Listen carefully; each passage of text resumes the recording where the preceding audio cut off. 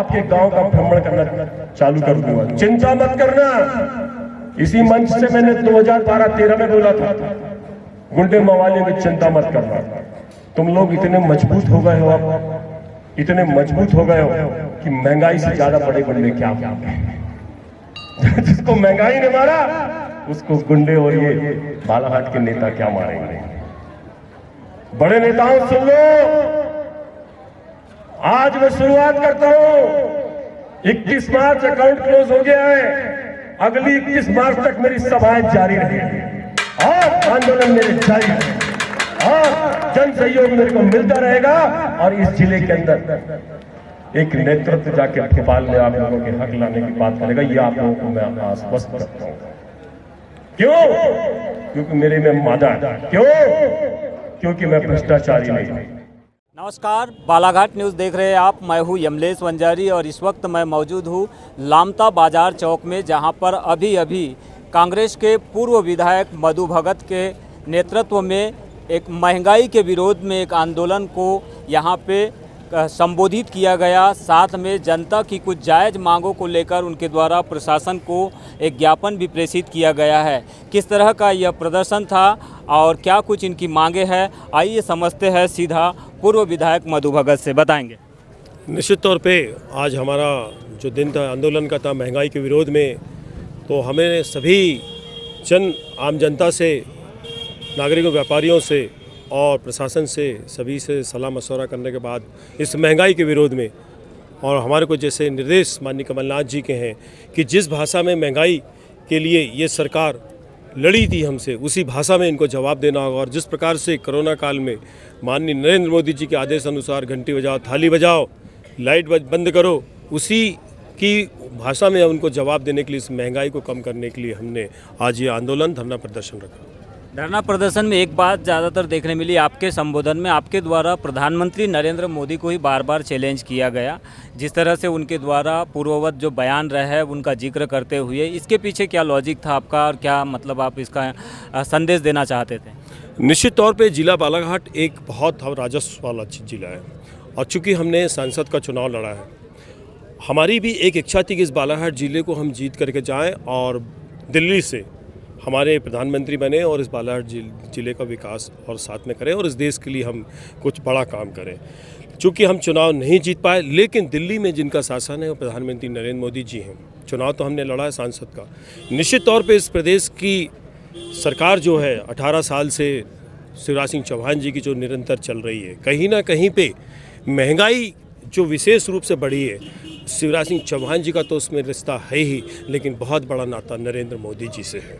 तो नरेंद्र मोदी जी को ही टारगेट करना हमारा मकसद नहीं, नरेंद्र मोदी जी तक हमारा मैसेज पहुंचाना कि जिस प्रकार से आपने 2013 में 12 में जो आपकी स्पीचेस, आप जिस प्रकार से भाषण करते थे, जिस प्रकार से आपके जो आज मंत्री हैं स्मृति ईरानी और आपके वो नकवी सर, वही हमारे रक्षा मंत्री श्री, मैं नाम भूल रहा हूँ उनका, कि उन्होंने ये मुद्दा उठाया था कि महंगाई अब की बार बीजेपी की सरकार महंगाई की बहुत हो गई मार, और आपने ये कहा था कि प्रधानमंत्री जी महंगाई का माँ भी नहीं बोल रहे हैं, जनता अब समझ ले कि इनकी विदाई करना है। उसी प्रकार सहयोगी नेता अन्ना हजारे, उसी प्रकार सहयोगी नेता हमारे इस डुप्लीकेट मार्केट के राजा रामदेव बाबा, जो 40 रुपये में पेट्रोल और 300 रुपये में गैस सिलेंडर दिलाने की बात करते हुए ढोंग किया इन्होंने, और षड्यंत्र की जो उद्योग की नगरी की जो एक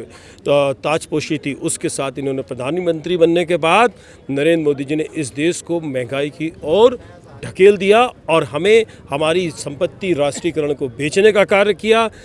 आज आप देखिए क्या सुरक्षित है भाई, इस देश के अंदर डबल इंजन की सरकार है ना, तो धक्का तो लगेगा ना।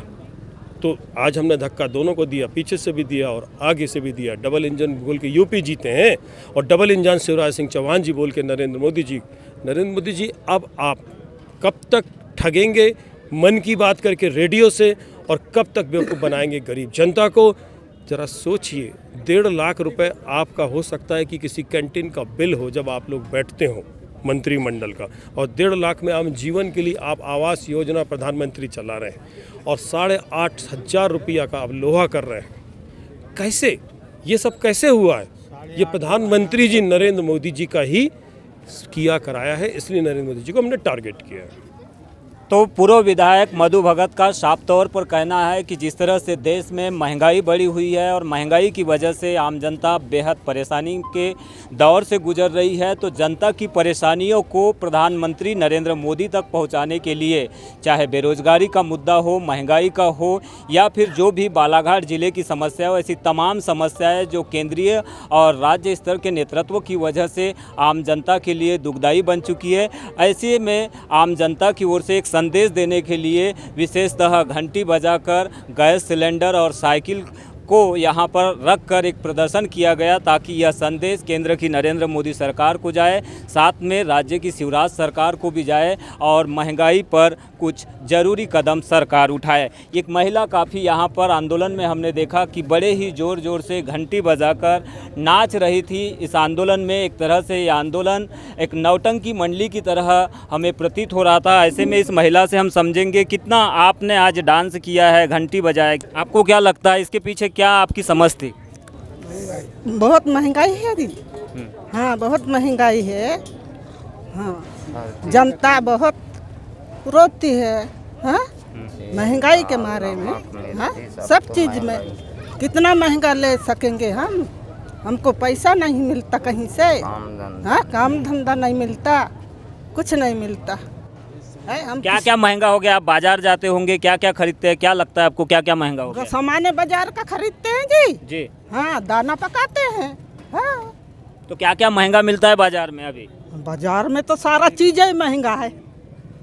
तेल, सब चीज़ महंगा है। सब साड़ी कपड़े सब महंगे हैं, पूरे महंगे हैं। काफ़ी सारे लोग यहाँ पर मौजूद है, इनसे हम समझ लेते हैं आखिरकार महंगाई किस कदर बढ़ चुकी है जिसकी वजह से उन्हें काफ़ी कुछ परेशानी हो रही है। क्या नाम आपका?